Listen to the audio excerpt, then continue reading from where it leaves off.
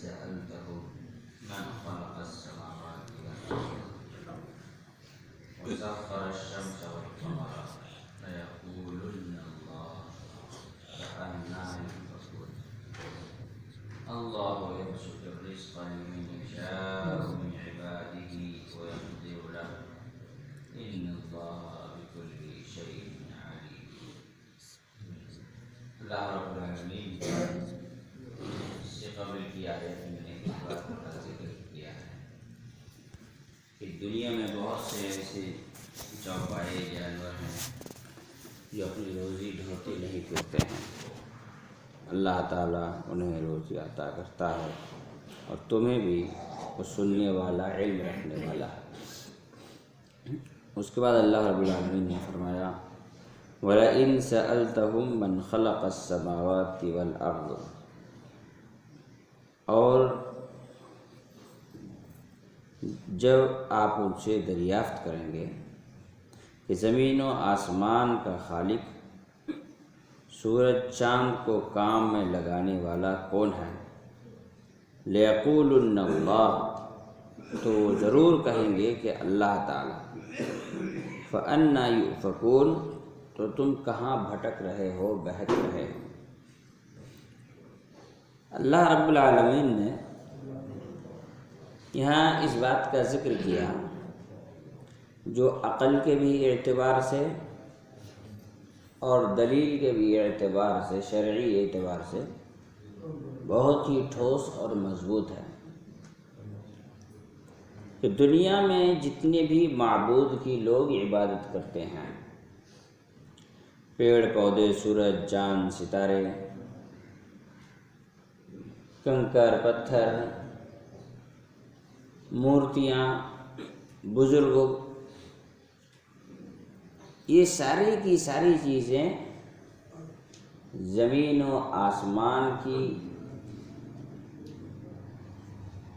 تخلیق کے بعد کی تخلیق ہے، یا تو پھر یہ ساری کی ساری چیزیں زمین و آسمان کے ساتھ پیدا ہوئی ہوں گی.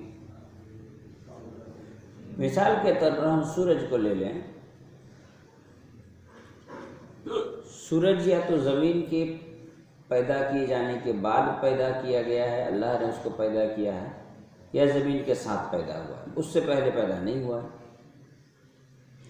انسان کی بات کریں، جن کی لوگ پوجا کرتے ہیں، وہ زمین و آسمان کے پیدا کیے جانے کے بہت طویل مدت کے بعد پیدا کیے گئے ہیں.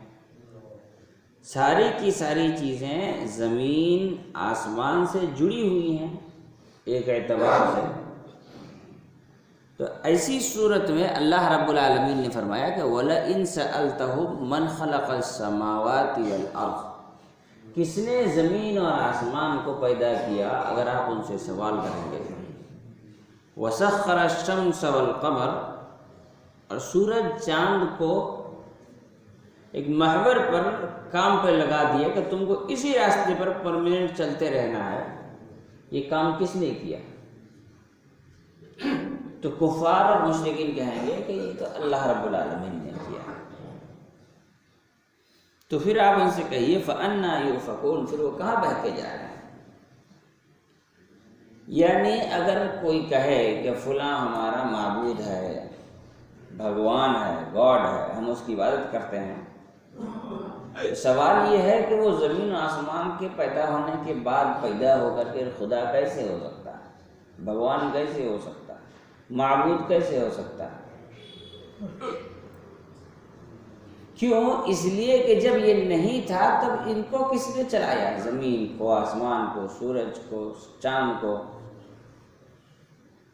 اور جب یہ نہیں تھا تو ظاہر سی بات ہے جو نہیں ہے وہ خالق نہیں ہو سکتا.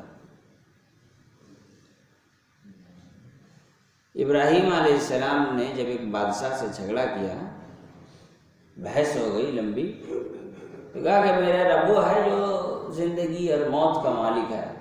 انہوں نے کہا وہ تو میں بھی ہوں، ایک انسان کو مار دیتا ہے، ایک کو چھوڑ دیتا ہے.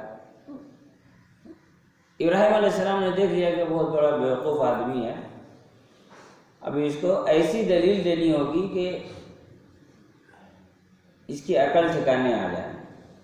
تو ابراہیم علیہ السلام نے کہا کہ اچھا بتاؤ میرا رب جو ہے اللہ جس کی میں عبادت کرتا ہوں وہ پورب سے سورج کو نکالتا ہے پشچم میں ڈبا دیتا ہے۔ اگر تم رب ہونے کا دعویٰ کرتے ہو تو ایسا کرو سورج کو پچھم سے نکال کر کے دکھاؤ۔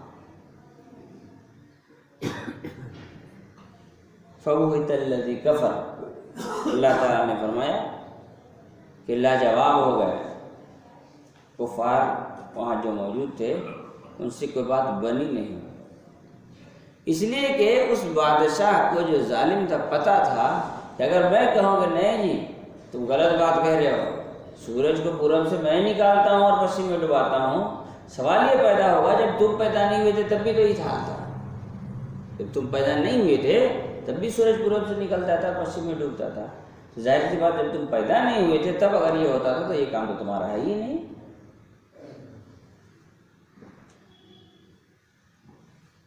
اس کا مطلب یہ ہے کہ تمہارا رب ہونے کا دعویٰ جھوٹا ہے۔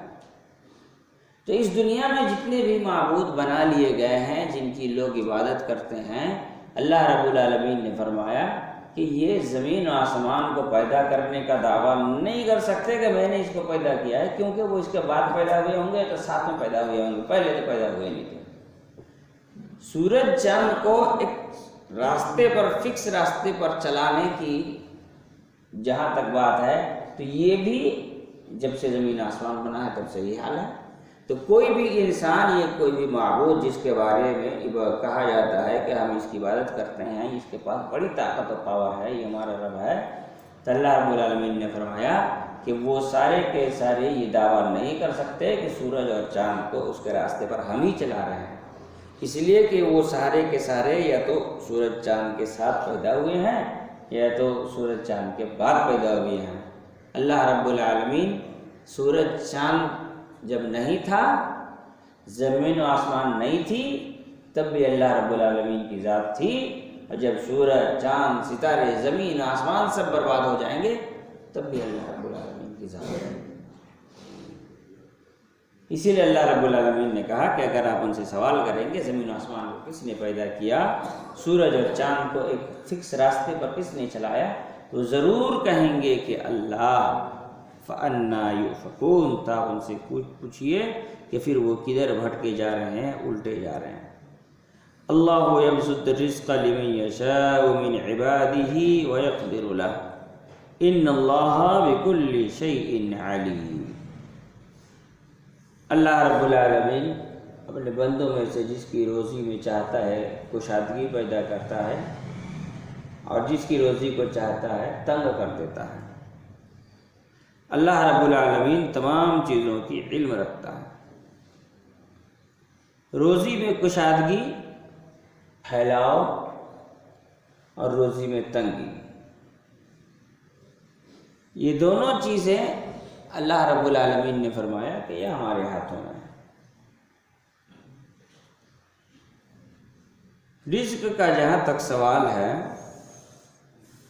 اللہ رب العالمین نے اس کا ذکر تخلیق کے بعد کیا، زمین و آسمان کو پیدا کرنے کا ذکر کیا گیا، اس کے بعد کیا کہ جو زمین آسمان کو پیدا کیا، جو سورج چاند کو چلایا، وہی روزی کا مالک ہو سکتا ہے، کوئی دوسرا روزی کا مالک نہیں ہو سکتا۔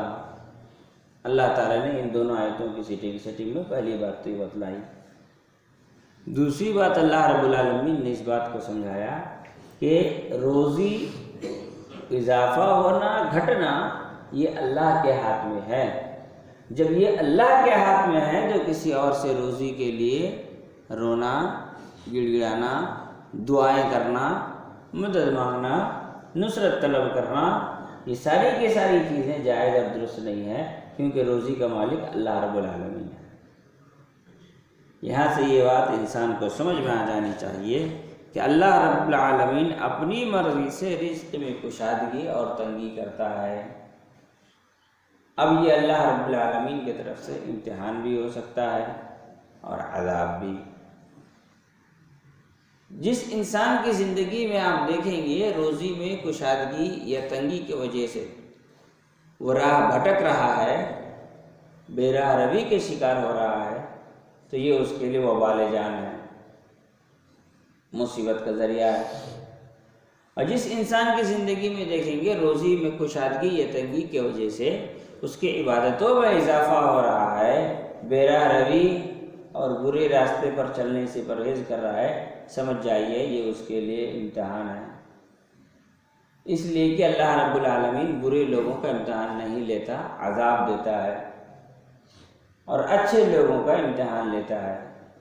جیسا کہ اللہ کے رسول صلی اللہ علیہ وسلم نے فرمایا، سب سے زیادہ اللہ رب العالمین نبیوں کو آزماتا ہے، پھر اس کے بعد ان لوگوں کو جو ان کے جیسے ہیں، یعنی نبی تو نہیں ہے لیکن ان کے اخلاق، ان کے کردار، ان کے ایمان نبیوں کے جیسے ہیں، جیسے صحابہ اکرام۔ پھر ان کے بعد ان کی آزمائش ہوتی ہے جو ان کے جیسے ہیں۔ جس کی زندگی میں آزمائش اور امتحان نہیں ہے، سمجھ جائیے اس کو اپنے ایمان کے حساب لینے کی ضرورت ہے۔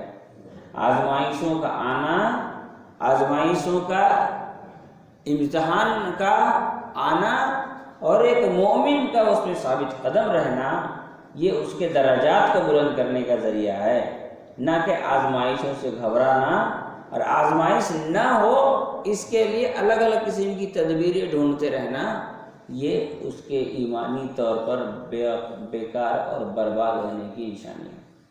اللہ رب العالمین جس کی روزی چاہتا ہے اضافہ کرتا ہے، جس کی روزی چاہتا ہے تنگ کر دیتا ہے۔ ان اللہ بکل شیء علیم، اللہ رب العالمین تمام چیزوں کا اچھے سے جانتا ہے۔ اللہ تعالیٰ ہم تمام لوگوں کو سمجھ کی